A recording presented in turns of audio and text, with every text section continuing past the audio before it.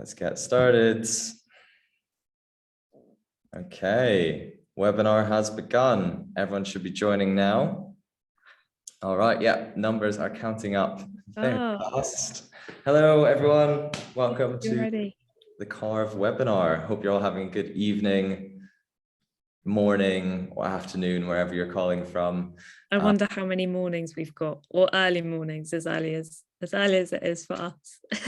What would you classify it for us? It's definitely night, isn't it, Amelia? It's night, yeah. I think if you've not slept, it counts as night. Yeah. Fine. Amelia and I are calling from, well, Amelia's in London in the UK, and I'm calling from Innsbruck. So I'm in our mountain headquarters based out in Innsbruck in Austria. So it's the wee hours of the morning, but it's great to see so many of you guys dialing in. But yeah. I'm very jealous because I left Innsbruck this morning and waved goodbye to the mountains for a while. So despite being an hour advantaged in time, I'm secretly desperate right now. Amelia left on the day of the bluebirds starting after we've had some beautiful powder for the last couple of days. So sorry, it's been great. Nice. Okay, so we've got a good number of people who've joined now. Why don't we get to know each other a little bit more? So should we kick off with finding out where everyone's dialed in from, Amelia? Yeah? Yeah, go for it. All right, sounds good. So throughout this webinar, the way this is going to work is we'll be talking to you about, the topic of how to maximize your metric scores. And there'll be some sections where we'll have some engagement from you through polls. So what I'm going to do now is introduce how polls are going to work to try and find out a little bit about where you're calling from. So first poll, very simply, is where are you joining from? So I'm going to launch it and see how many of you are dialing in from the various different time zones that we have. And unsurprising, it's US and Canada, where it's a reasonable hour of the night. Have we got any UK or Europe? No UK and Europe yet. We have one in Australia. I'm guessing that's you, Tom, or it might be someone else. One in New Zealand, one in Japan. So yeah, not a surprise there. North America is dominating. All right, awesome. So that's roughly how polls are going to work.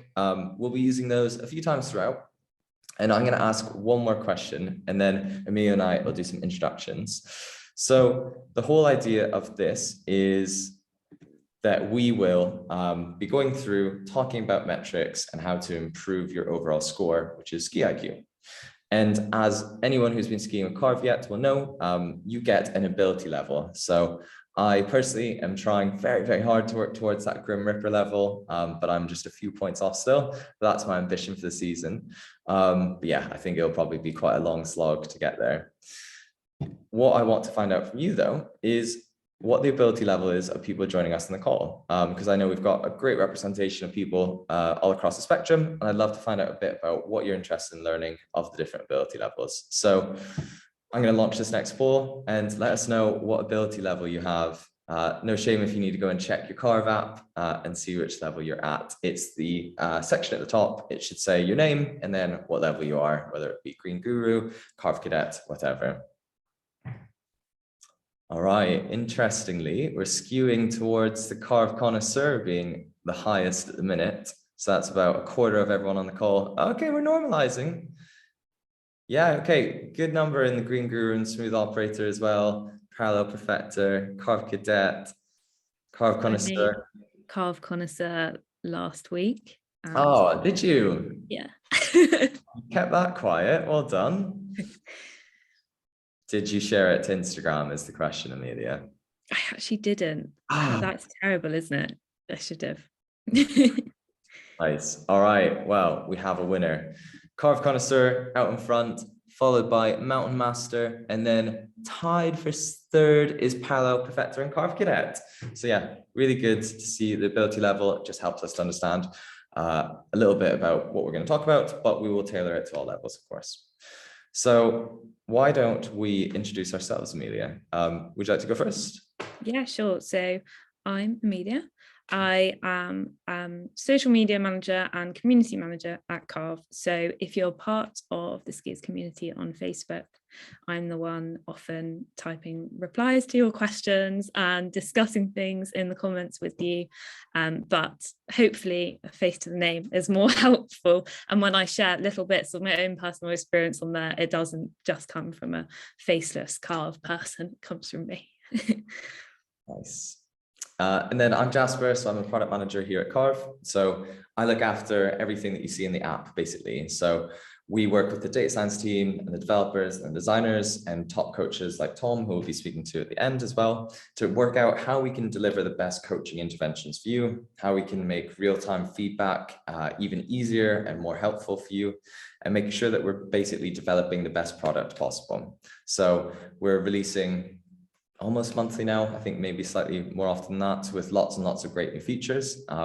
But essentially what I'm going to do today is just talk to you about the metrics and how you can use the app. And then Amelia will be going into how she uses it as well. So why don't we tell you a little bit about what you can expect today. Over to you, Amelia. Sure. So today, Jasper, as he said, is just going to dive straight into some number know-how, help you find your way around the metrics, what they're measuring, and then how you should read them to get the most out of them. Then I'm going to be helping you put that to work in the context of your own ski day, talking a bit about my own experience and how having all that metric knowledge can help you target your skiing so that you're doing the most effective drills or training or getting the most out of free ski that you can. And then our grand finale is going to be a live technique teardown of one of the videos that you've been submitting. We can have a little vote on what one you want to see right before he starts by the wonderful Tom Gellie. Cool. All right, so hopefully you're all pretty excited. But I'm going to start off with the number know-how section. So as Amelia mentioned, I'll go through the different metrics, try and understand, help you to understand what they measure and how to improve your score. And I'm going to show you a bit about what is a good and what is a bad score as well. But before we dive into that section, one more poll, if you please. I'd like to find out a bit about what metric categories. So we call the 4 metrics BURPs. It's the acronym for balance, edging, rotary, and pressure. So it'd be great to find out what category you on the call are struggling with, and we can think about helping you with.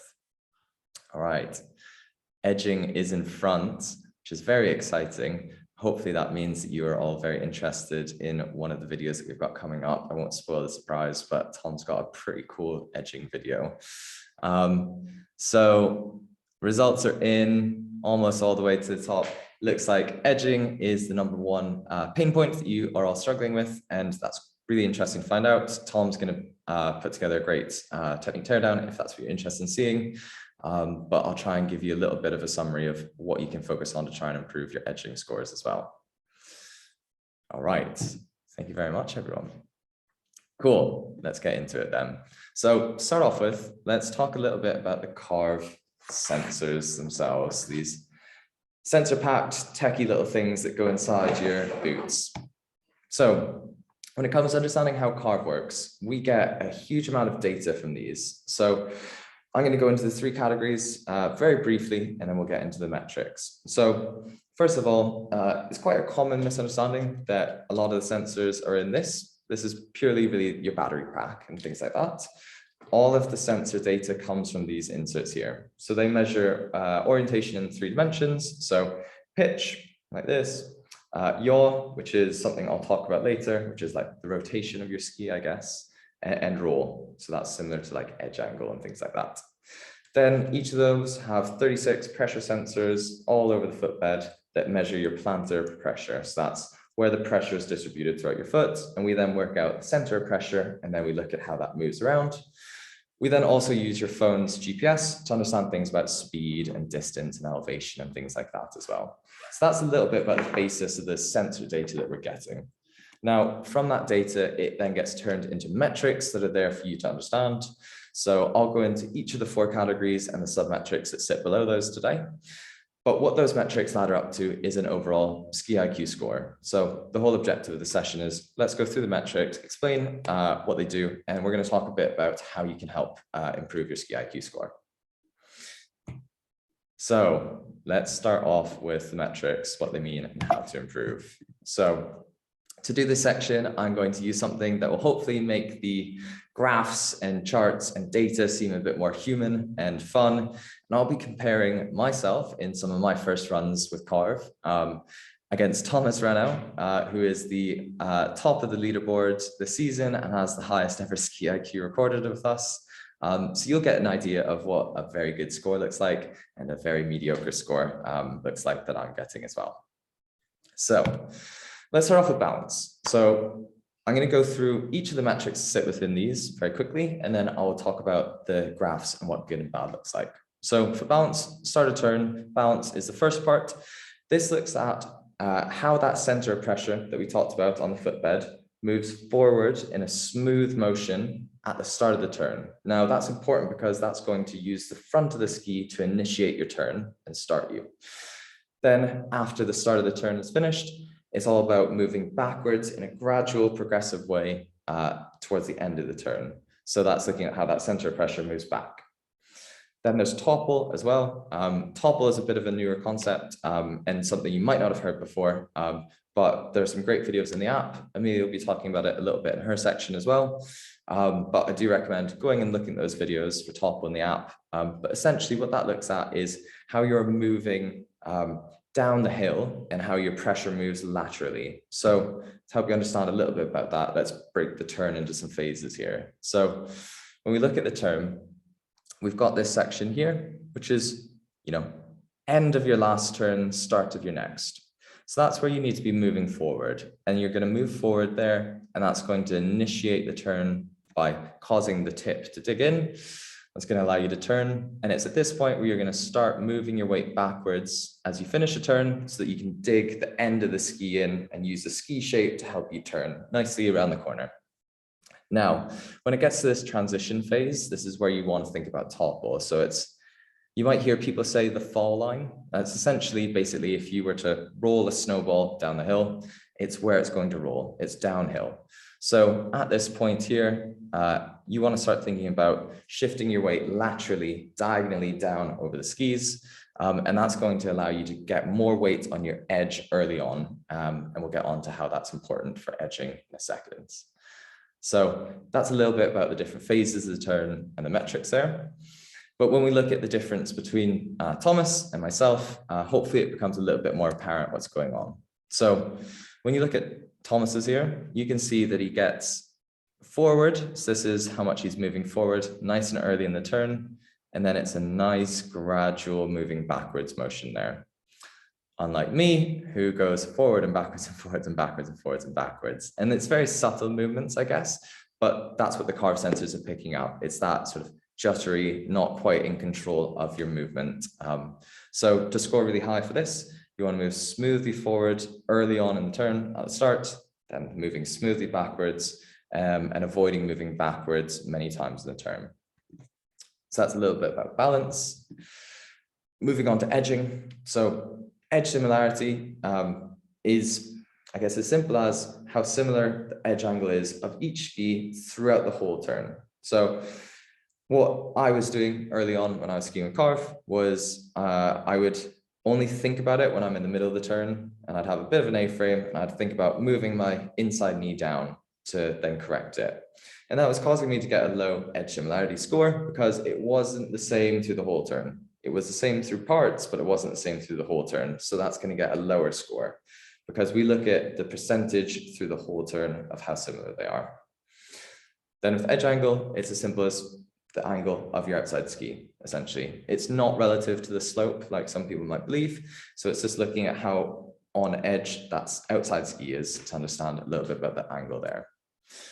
Then early edging. So early edging is a super, super important metric and something when it comes to the start of the turn that you should be thinking about how you use that topple motion of falling down the hill to just force your body to get over. That will force your skis on edge really early in that transition. So that metric just looks at how quickly you increase your edge angle. So if you're going into the turn, how quickly you're able to go like this and get onto that new edge. Then edge smoothness looks at how smoothly you're increasing and decreasing. So at the start, you're getting on there early, then you're decreasing, as you go to the next one, and then increasing like that. And then comparison, so comparison sits within under a few of these metrics, but essentially that just looks at all of those edging metrics that we described and how they compare between left and right. So you want to aim to get that 50-50 for all of them. Now, looking at the difference between the two of us, I think it should be apparent what's going on here. So the blue line is my left, and well, left's downhill ski, and gray is right uphill ski. So you can see with Thomas's here that his lines are very closely aligned. Now, what that means is that he is getting a very good edge similarity score throughout almost all of the turn. So there's some points there where it diverges slightly at the beginning and sort of towards the end, and that's okay. And obviously it's not hurting his ski IQ, but that's just, you know, how, you know, the ski shape is designed and how you should be using it at those points. So it doesn't need to be perfectly uniform throughout the whole turn. And, you know, you do want to be adjusting that to the different terrain you're on if it's really icy, and managing that as well. But, you know, you do want them to be quite similar. So you can see with mine at the bottom there, they're very far apart and they're not getting it the same. And that's an indication of a bit of an A-frame happening there. So one of the things that you'll also notice is how smooth Thomas's line is. So there's almost no peaks and troughs, unlike mine, which waves a little bit. Now that's going to result in a lower edge smoothness score as well. Another factor is looking at how early Thomas is getting on edge there. So mine, it's delayed and I'm only getting onto it close to a third of the way, whereas he's getting on really early. I think that's in the first 15% of the turn. So that's another reason why that's going to be getting a much higher score. But remember, it's all about using the right level of edge angle for the speed and pitch of the slope you're on. You're not going to be getting 90-degree edge angles on a really mellow blue. You know, it has to be adequate for the terrain you're on. So that's one thing to think about when you're thinking, why am I not getting higher edge angle scores? It's all about speed and pitch, and those are things that will affect it as well. Cool. Now, moving on to rotary. So this is one that we do see some people sort of scratching their head about and trying to understand a bit about what this means. So parallel skis is not just a measure of whether you're doing parallel or not. This looks at the difference in rotation. So your rotation, as you guys will remember, was like this. So that is like the rotation of your ski. You're sort of steering it with your leg almost. It's in that plane of motion.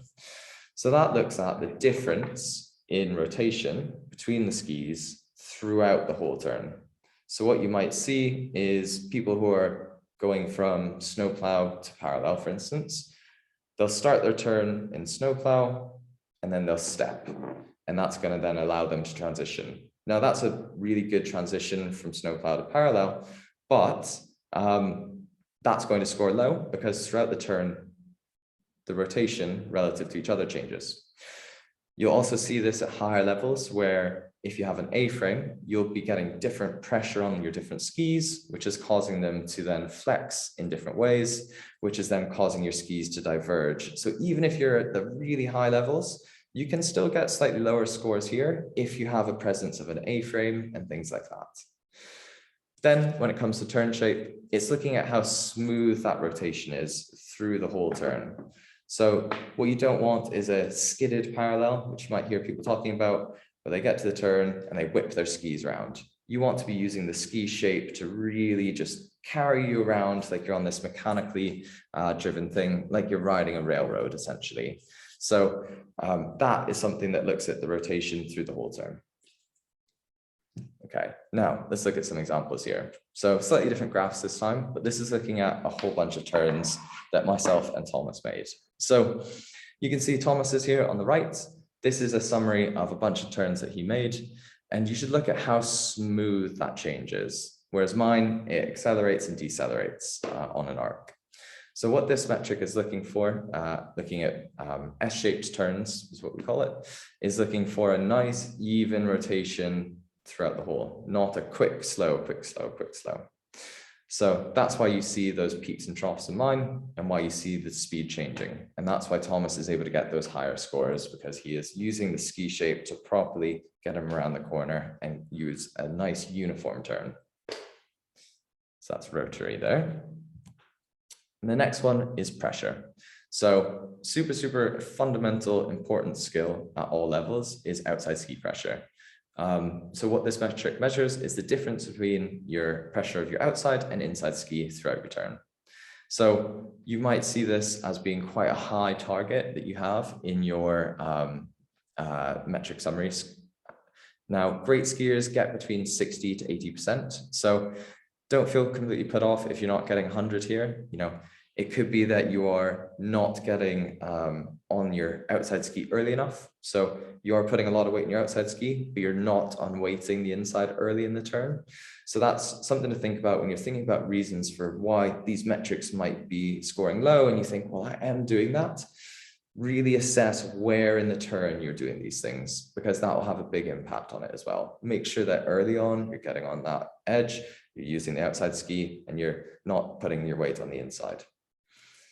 Pressure smoothness looks at how smoothly you build up that pressure and then how smoothly you release that pressure. Almost like you're jumping on a trampoline, the middle of the turn, it's when it gets to its greatest tension, and then it springs you back as you transition to your next.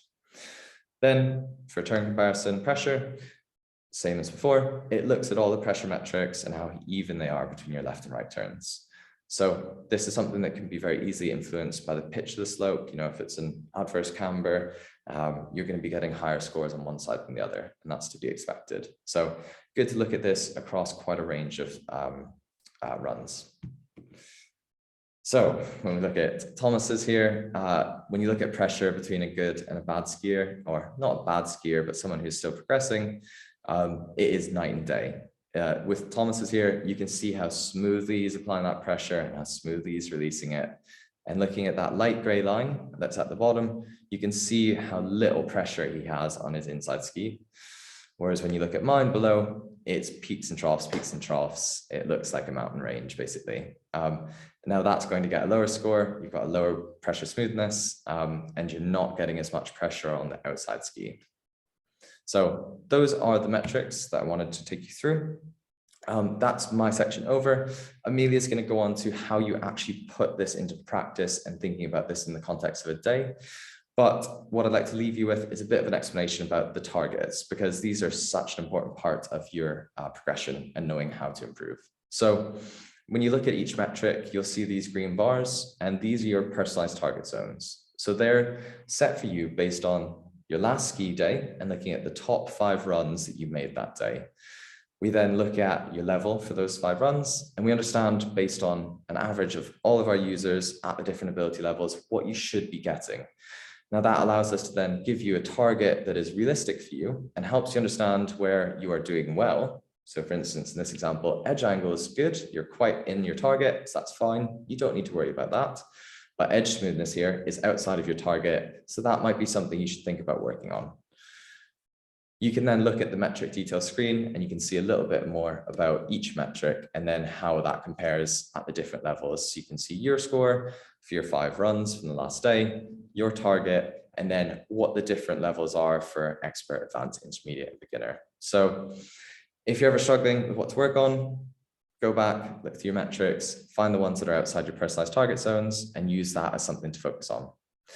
But I'll hand over to Amelia to take you through a bit more about how you can put that into action. Thanks, Jasper. Okay, so as Jasper has given a little intro to, I'm now just going to run through in 10 minutes or so how, with all of that wonderful metric knowledge that Jasper has imparted, you can put it into practice in how you look at your own metrics and then what you do on the slopes, so that any time that you spend skiing or training specifically, you're spending in the right ways to improve as quickly and as most efficiently as possible. So to dive straight into it, obviously this, for some of the more Carv keen users out there, this is a bit of an obvious one, but we really recommend that you spend your first session in free ski mode. It's the easiest mode to get to grips with to start off. You'll get a tip in your ear as you're going up the lift and your ski IQ. But what this means is we're gathering lots of data about your skiing, and that's what you can dive back into after you finished your ski day and then explore some more modes. So to have this next section of analysis of your ski day, you really need to have gone out and skied a day in free ski first. So after you've done that and you've come back to the chalet or your house or wherever you're staying at 6 p.m, you're going to get a notification to your lock screen on your phone saying you've got a new personalized focus area. If you click on that notification, you're going to be taken into the homepage on the app, or you can go straight in there and scroll down. It's that blue section that you can see. And this is the starting point for understanding your ski day as a whole, whether you've got 20 seconds or 20 minutes to think about your technique at the end of this day. Your personalized focus area is where you should start. In that section, you can read or watch the little video about why that factor is important in general skiing technique. Now, before I joined Carv, I had no idea what toppling was, and that's my focus area at the moment. So throughout this little section, I'm going to be talking about what I do and using my own focus areas and data to explain it. Please, no judgment here. But for me, topple was picked out as something I really had to work on. So I've read through the explanation, watched the video, and then I take a look at the target zones, which Jasper was just mentioning, so I can compare my performance against the skiers of similar ability to see where I should be aiming for. So it's a nice benchmark to know if you've improved. You can see the little progress graph. If you're working on it, you can track, are you notching up those percentages and getting closer to where you should be? And after you've done that, there will also be some suggested drills to help you work on that focus area. Now, if that's all you've got time for, that's great. You can stop there and go away with those drills in mind, maybe refresh yourself in the morning and get to work. But I know for some of you, you want to dive into a lot more detail than that, and that's what we're going to go on to next. So to take a step forward, we're actually going to take a step back and we're going to go to the home page. From here, we're going to click into recent activity. And this is my favorite bit of looking back into my ski day, because you can see run by run, your different metrics, and in the map at the top, what you've done even turn by turn for Ski IQ, which I've got a bit obsessive about it now, zooming in and clicking on all of them. So the first thing I would do is scroll through all of your runs of the day and check out for your overall consistency. So we know for your personalized focus area, we're actually only getting that area determined by the average of your top 5 runs that day, because we want to be giving your focus area based on when we know you're really trying, when we know that you're on a piece that isn't completely crammed or a cat track, and it's reflective of your best skiing. But that does mean if you're doing 30 runs in a day, there are going to be a lot of runs in there that aren't considered. And if you want to be diving into things where you're more out of your comfort zone in different steepness or conditions, then you need to manually go in to your run overview in recent activity. So that's what I've done here. I've scrolled through my recent activity of this day. I was last weekend, in fact, I was in lovely St Anton, very different to London, where I am now. So I was scrolling through and I've picked out the run where I had the lowest ski IQ of my day.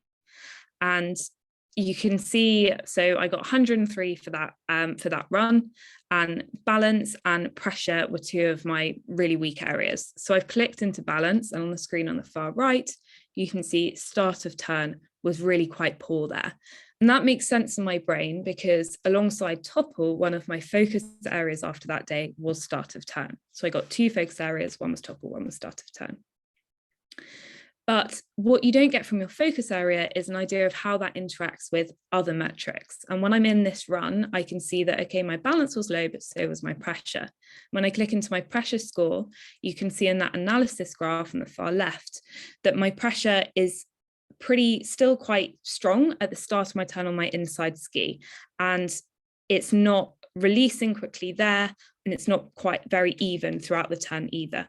So now I understand that my start of turn is weak in my balance. It could also need some work on my pressure, and it makes me feel like if I'm going to invest time in improving my focus area, that's going to have a knock-on effect in other metrics, which I can see from this run. But if you're working towards a specific goal, such as skiing in steeps, you could target when you're scrolling through your recent activities specifically for a run that you remember was super steep or tricky for another reason. In this case, the day before, I was skiing in Patrickhoffel near in our Innsbruck office where Jasper currently is. And there were 2 runs, one lovely long blue and one long black. And in the long black, I was scoring consistently a bit lower than I was in the blue. And I want to improve my technique on steep runs specifically. So I've gone into those metrics and I can see that it's actually not consistent with my focus area for that day, which is based on those 5 great runs that I was doing on the blue run. Here, it was my outside ski pressure that's really letting me down. And I know that when I'm on steeps, I can get a bit anxious and I don't have as much faith in my outside ski. I'm not toppling into the turn quite so much. So this makes sense to me, but it's reminded me that when I'm on those steep runs, I might try a different drill to focus this instead. So I can really continue to advance my skiing in that specific area rather than my holistic overall technique, which focus areas helps with. So I like to end on a high because you don't want to feel demotivated after your day of skiing. So I promise this wasn't just an excuse to share my high ski IQ of the day. I scroll through and find the runs where I did really well. And I want to understand why I did well and then how I can recreate that in future days. So here, my edging was pretty good, and I've gone into that specifically to understand my edge similarity, and my early edging were pretty strong. My edge angle is getting there, so maybe I'm going to do the edge angle monitor in the future to bring that up. But I know that if that feels good, maybe when I'm using the Ski IQ turn monitor, I can try and recreate that feeling and identify where I'm doing really well. So finally, what is the plan for tomorrow? How can you use all of this metric information to set a ski plan for the following day? Well, firstly, I'm going to get up and I'm going to warm up in free ski. That's always what I go to. It gets you in the mood. You don't want to be thinking about too much. You just want to get out on the slopes and get started. But whilst I'm full of energy, I'm then going to try the fast turns challenge.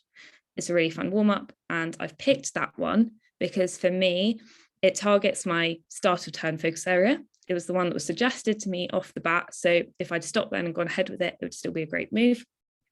But having done that deep dive, I also know it's going to help with some of those other weaker metrics that we noticed when we went into my lowest run of that day. Then I'm going to try the outside ski pressure monitor, which wasn't one of my focus areas because it was based on that really steep run. But I know that that's what suffers and that's what goes out the door when I get anxious on steeps. So using my extra insight from that, I'll try out that. And then after lunch, when the piste is a bit more chopped up, I'm feeling really tired, I'm going to go back to free ski and gather some more data to do it again tomorrow. And that's my ski plan. I'm sure there have been some questions coming into Q&A, so I'll jump off and answer those now. And for now, I'll leave it to Jasper to introduce Tom Gellie and get the poll live so you can get voting on what you want to see chatted about with Tom.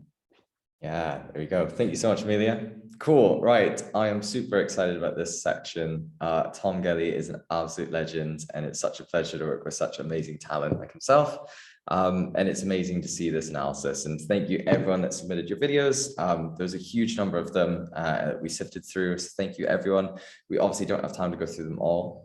So I'm going to try and help you have some democratic process here of trying to choose which video you think we should do. So let me launch the next poll. So we've got 2 great ones for you. There are 2 options, one being edging and control in short turns, and the other being end of turn balance. Tom, whenever you're ready, feel free to start your video, and you can steal sharing from me. I will stop once the results are in. Thanks, Jasper. No worries. It's looking like, I'm not going to say there was a favorite, but there was definitely one that we thought this is going to be pretty fun. And it looks like it is the edging and control in short turns video is the winner. So, all right, Tom, I think that's okay. That's pretty decisive. Let me stop sharing and I'll hand over. Great. Thanks very much. Okay, well, hello everyone. I'm looking forward to sharing some insights today around a video of someone named Adriana. And I chose Adriana because it's actually, funnily enough, probably aimed at the carving connoisseur level of skier. And that's where I guess she's at. But also this tip, or what I'm going to try and explain and get across, is really important at any level, right down to even you just learning to snowplow.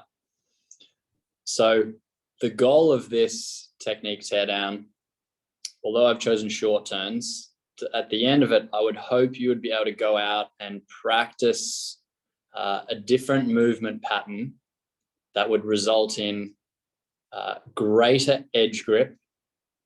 You would feel more pressure build up because of that greater edge grip, and you would feel more control and like an earlier catching of the turn. So I'm going to use that. So say, for example, the picture up here, if I was actually skiing and I was down here for the same kind of starting point of the turn, I would say I haven't caught the turn as early as, say, here. And if I was up over here, I would have caught the turn earlier. So I'm hoping you will get a sense of being able to catch a turn earlier than normal. So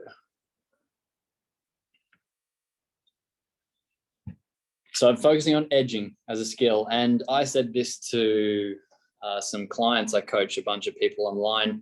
And I said, look, if I was to leave you all here now and move on and never coach you again, I would leave you with this.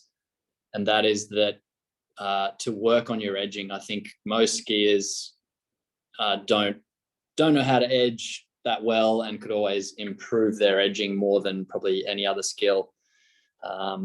Perhaps stance first, but yeah, edging, so important.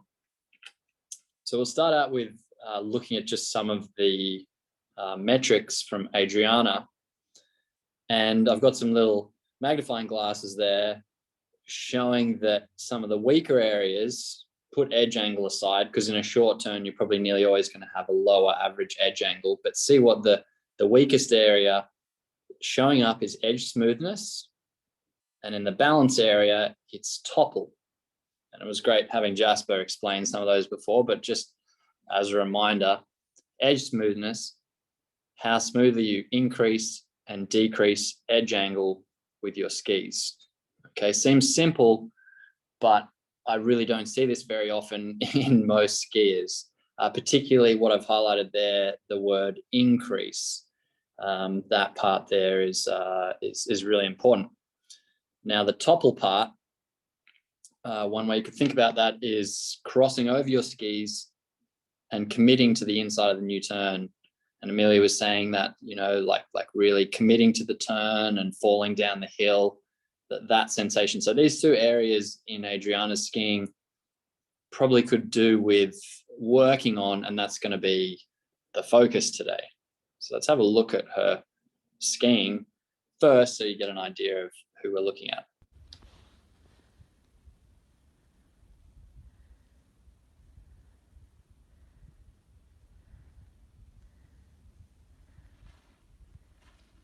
And what really sticks out, see how this run gets steeper. Look what happens to some pretty good little short turns at the top. But then her technique lets her down as now it gets steeper. She catches the turn later and later and later and almost straightens out in her turn shape, like they're finishing hardly across the hill versus like here further up on the slope. So this is, if this sort of, you've seen video of yourself, this could be someone perhaps like yourself, and you might even feel that when you get to steeper slopes, even Amelia was saying, she loses outside ski pressure scores and things get a lot more difficult. So how do we fix this? Well, let me just bring up a comparison video first to help show a basic short turn.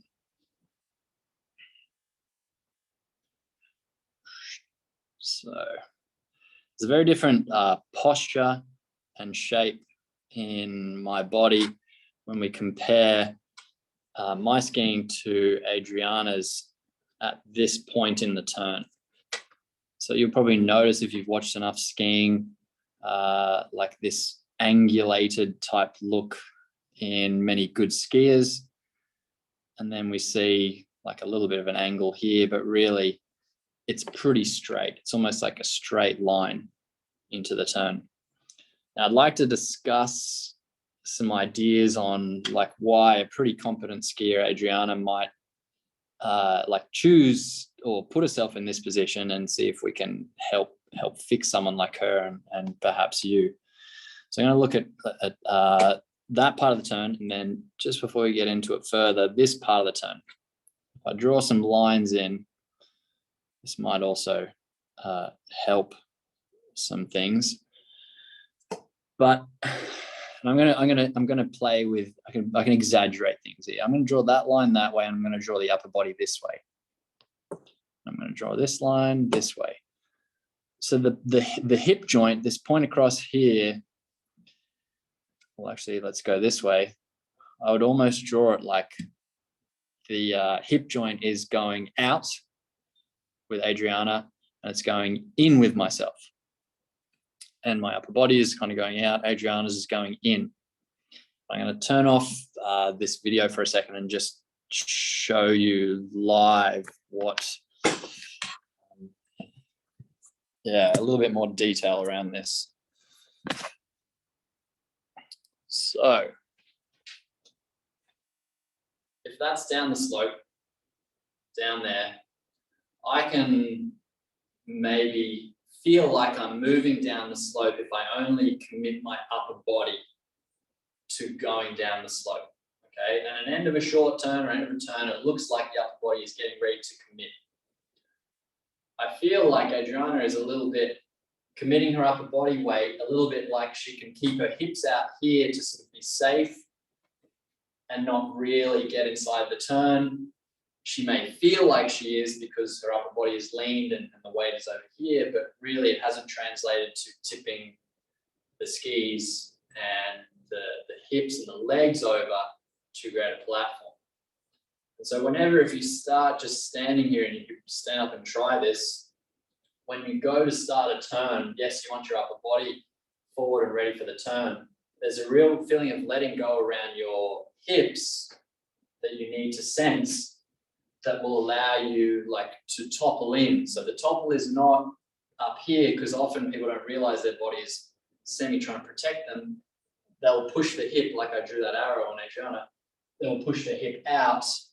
So then they kind of counterbalance the action of going in. Whereas if you just leave your body, release your hips, now you can create a toppling effect from much lower in the body, not higher, but lower, that ends up creating some angulation and tipping of the skis to find more of a platform at an early edge. So the first thing I would say is, at the top of her turn, that would be the newest sensation to try. It would be just starting out turns and seeing if you can release your hips down the hill, not your upper body. So you got to think way lower. And I'm talking like around the level of the groin. Even thinking around your belly button is you can kind of almost move your knees back and not commit. Because if you think right around the groin, the hip level, you'll commit further. Okay. So I want to throw it back to people, and you can use the questions just to see if what I've explained so far makes any sense. And while some people are maybe answering that, I'll just show the video again to see if now that helps. So here, Adriana. So already watch here. You can see she looks committed with her upper body. This part is going, but it's almost like the hips are hesitant. And so for this part of the turn, see how it almost pushes the legs out? Whereas see how my hips drop down and in, and I don't need to use my upper body and lean it like Adriana does. Okay, so that would be a new sensation. We have a look at it on the other side. I'll make me a little bit more obvious. Here it is. So you've got to have the upper body like semi-committed to start, but then you focus on here, letting that go, moving in and dropping in. Okay, look at Adriana on the other side. This one I think really shows it well.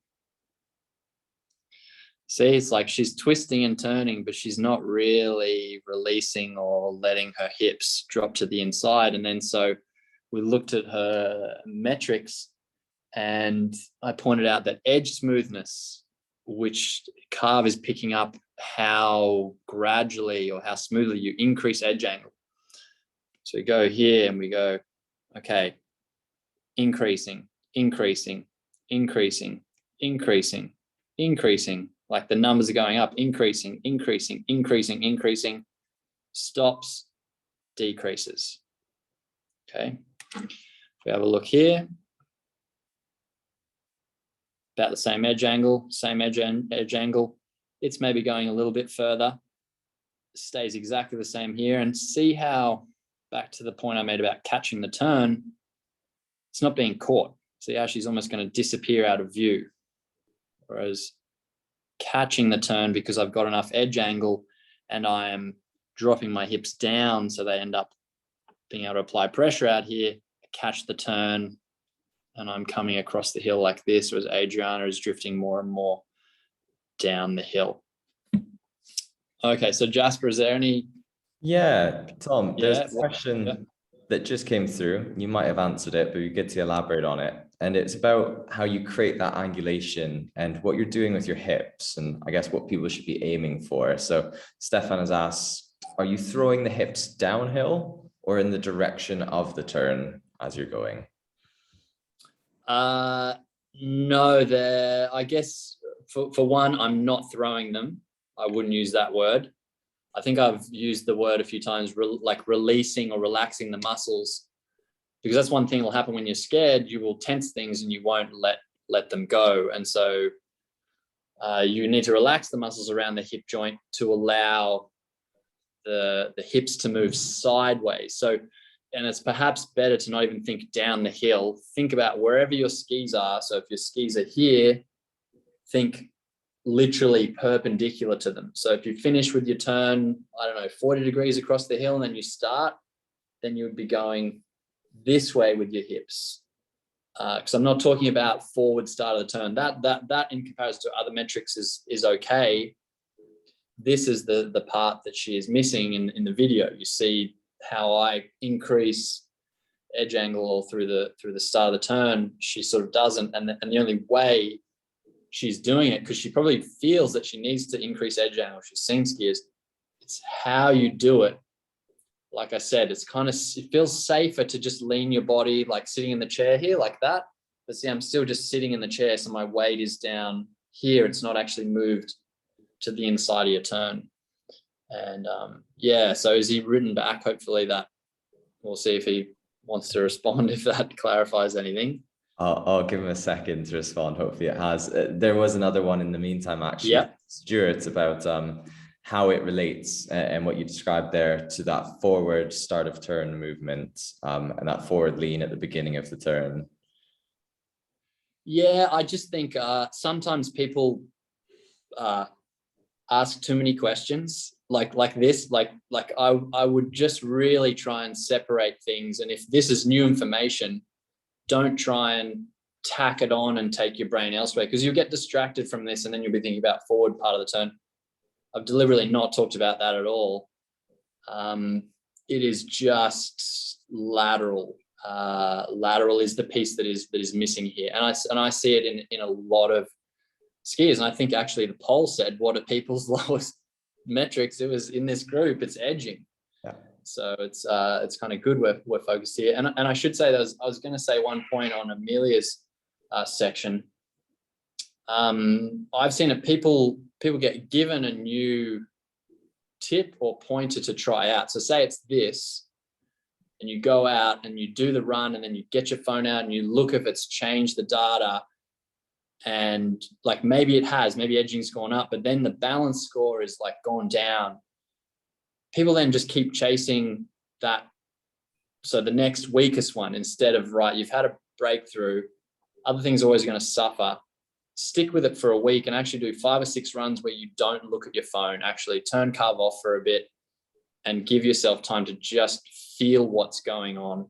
I think people would really benefit from that. Then turn the app back on, see what happens then, or even just like have a look at the runs without looking at them. You're like, oh, look, there was forward turn at the start of the score, maybe was not so good. Second, third, fourth, oh, look, the fourth run really, that improved. I wasn't even thinking about that. It was still just the hip motion. And there's been a couple of people that have reported back and said, it felt really good, but then this went down, this score didn't go well. Don't worry. It usually does, like, it doesn't, it's not a continuous curve up. And I think that's anything in life. Yeah. You shouldn't expect all those things to go up. I think so people get stuck. Nice. Thank you, Tom. Do we get a reply? Yes, very happy. Seems like you answered the questions. Thank you, Tom. And there's a little tip for everyone who's watching along. If you're the sort of person, which I know a lot of you guys are, who likes keeping track of your distances and stats and all the rest, when you're in free ski, you can actually turn audio coaching off and leave it recording. So as Tom suggested there, if you don't want to focus on your metrics, you can keep it recording, keep tracking your distance and everything else, but you just won't get any audio feedback. So you can then focus on just getting that internal feeling right. So that's something you can try out. I'm just going to find something. I was just in Canada with my 4-year-old Archie, and I want to share some of his skiing. Here we go. I'll bring you guys back, because I hardly coached him. He followed my wife and I around a lot, and just have a look at him in terms of edging. So here he is. On the right terrain, big wide open green run, great snow. He's not worried about forward. He's found and discovered edging. And then if he tips it enough, pressures it, does it early enough, the ski just does all the work all the way around the turn. And if you've skied with 4-year-olds before, they don't often like doing this. They want to go just straight down. And he was doing that. He loved the feeling of speed, and he was snow plowing straight. But he finally got this sensation enough. And so what I'm trying to say would be great for Adriana and skiers like that to feel is sort of what he's almost trying to do here. Like you can see him trying to use his upper body a little bit, but there it goes. His hip, like watch his little crocodile left hand. That goes down and his hip actually moves in, and see he's got quite a decent amount of edge angle here, and his body's upright. So he hasn't had to lean in with the upper body. He's moved in with the hips. And it was funny, like he had a couple of instructors who were great. They were awesome. And they always reported back to me like, oh, we're working on getting his legs closer and parallel. And I didn't have the heart to say like don't do that to a 4-year-old. Because the safest place for him right now is his feet really wide apart. And actually for a lot of people, when you're working on edging, the safest place to be and to feel things is a really wide stance, even semi-snow plowed, because you'll make yourself feel a lot more relaxed and calm. And once you start getting this platform, you'll start getting things more like parallel and closer. But yeah, I think it's the wrong track to go down trying to help like people get parallel. Again, just go after edging, more and more edging. I was just encouraging him to edge like even harder and more than he was doing here. And there we go. And then he starts getting closer into parallel. There's again the hips doing the work. See that? Boom, not the upper body. That's what I think will help someone like Adriana. Ready? See, if we gave her some of Archie's edging, she would be entering the turn differently, a little more like this. And then she would actually catch the end of the turn a whole lot better. Because here's the other thing I mentioned about catching the turn. So see how she drifts down the hill. She's got edge angle, but the turn keeps progressing down the hill. It doesn't go where her skis are facing. And so Carv's sensors, you know, of recording this data back into the app the whole time, and it's sensing that, you know, some turning is going on, but then, you know, like the graphs, the edging's kind of gone to here, and then it's just sort of doing that, maybe even this sort of thing, instead of what you're trying to do is get it to go like a little bit more, there, peaks, and then starts coming down as you're finished. So edge smoothness, think, how am I creating edge angle? Am I using my hip joints? Am I allowing that release into the new turn? And then am I catching the edges and standing on them? So that would be the second tip that goes with this. I need to actually bring up a different video here. Let's see. Rugby. And this guy does a really good demo. First of all, that looks like some of the turns I've seen myself in, mid-turn, making a short turn, or even close to the end of a turn. Okay, the angulated position of the upper body. And so this guy's not thinking, he's not being taught about angulation. He's just trying to get around that opponent. Okay, so how can you use something info like this to help, say, the end of your short turns? Because I would say this relates really well to the end of a short turn. Well, at the end of a short turn, actually, we can just put them together. I even use this one.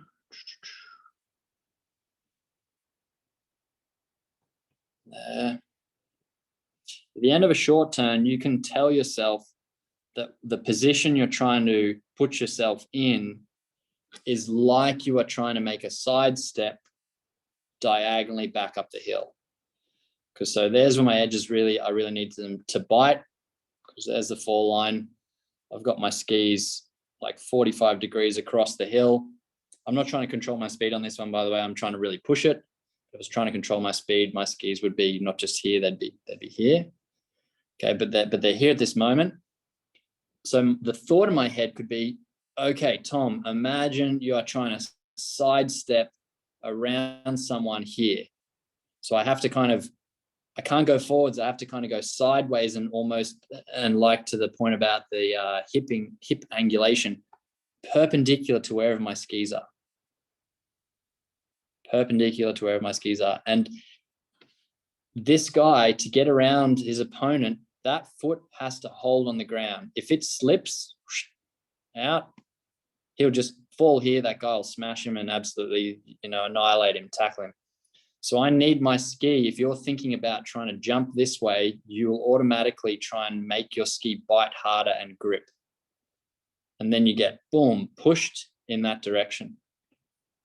Imagine I'm trying to sidestep an opponent is the thought. Right this way. There I go. There I go. So we bring back Adriana. Where is she? There she is. And we have a look. Does it at all? My question would be, does it look like Adriana could sidestep someone? It does right now, about now, but see, all in the lead up to it, does not. In the lead up to it, it looks like I'm preparing to plant my right foot and step off of it. This looks like she's on wet grass, sliding, and then suddenly she like catches the turn. This one too, if you want to sidestep an opponent, she's actually coming in, probably about to help have an even worse tackle, like smash them. So as you come in, very different kind of look, view via the kind of concept or idea you're thinking about. So see here, this would be very hard to sidestep up the hill from this position. Okay, so that'd be the second thing. One, first of all, got to get those hips moving in, So the point at which you topple in needs to feel like, especially for a lot of intermediate to advanced people, lower. As you get really good and you're really cranking it, you play with up here. But for now, think all like around the groin level. Let that release perpendicular to the edges.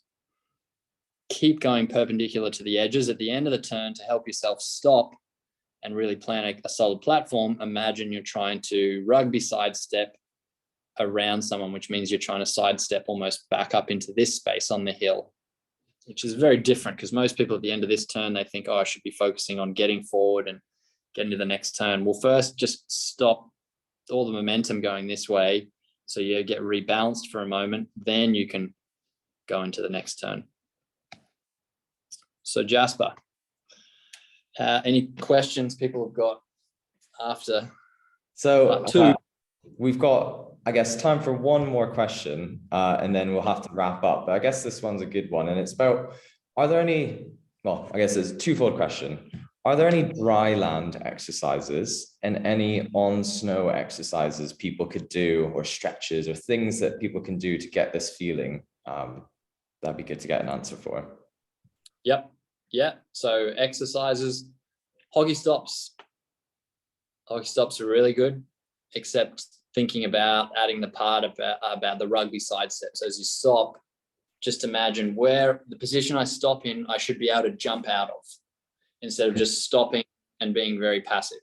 And remind us, hockey stop, is that just go, go, go, stop as quickly as you can?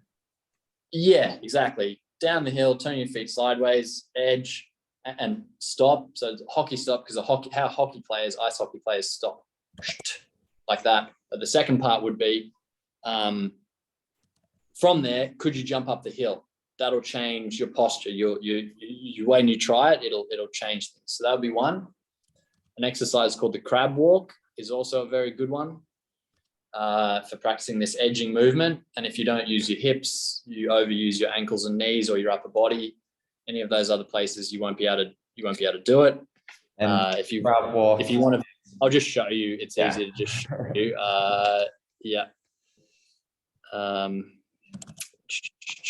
Cheeky shout. I mean, I have these videos on my site. How to do them. But because it's hard to find this one actually out there. Here we go, crab walk. Here we go. Boom. And this is the crab walk.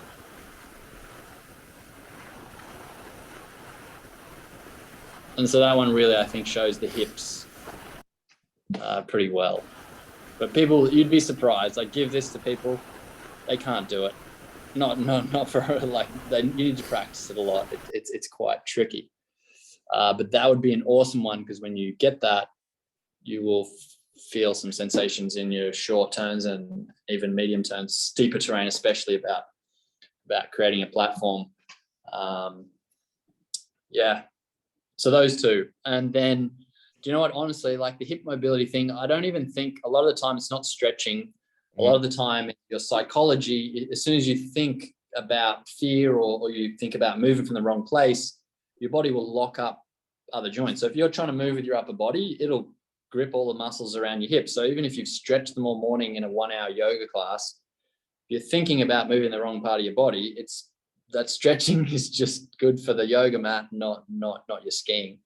And I had a guy in today, and we thought we were going to do mobility drills. It just turned out he just needed to think to move from the right place, and he didn't have a mobility problem at all. So yeah, that would be my answer to that one. Nice. And yeah, I hope people, no matter what level, get something from this. And second of all, like, practice it and stick with the bumpy road before the success happens. Nice. Awesome, Tom. Thank you so much. Honestly, one of the things I love the most about Tom is the creativity with which he coaches. I didn't expect a video of your 4-year-old who will probably end up being the world's youngest Grim Ripper in no time at all. And also rugby clips when thinking about skiing. But yeah, a shout out to Tom. Tom runs a website, Big Picture Skiing. If you're interested in any more of this awesome creative coaching, do check it out. But yeah, thank you so much, Tom, for that. Cool. Thank you, guys. Awesome. Okay, so that's where we're going to close the session. These things that we're going to be running regularly, covering different topics in the near future as well. So really hope you've enjoyed this. We're also recording the session and we'll send that out to you and everyone else who has signed up for the webinar as well. But and alongside the recording, we will have a little survey about what you liked and what you want to see next time. So please, that's what we based this webinar on, is from the feedback we got from the last one. So if you do want to see anything different, please put it in that feedback form and we will use it to build the next webinar. Awesome. Okay, thank you so much, everyone. Have a great day, evening, season, whatever it is, and see you all soon. Awesome. Cheers, everyone. Bye, guys. Bye. Bye.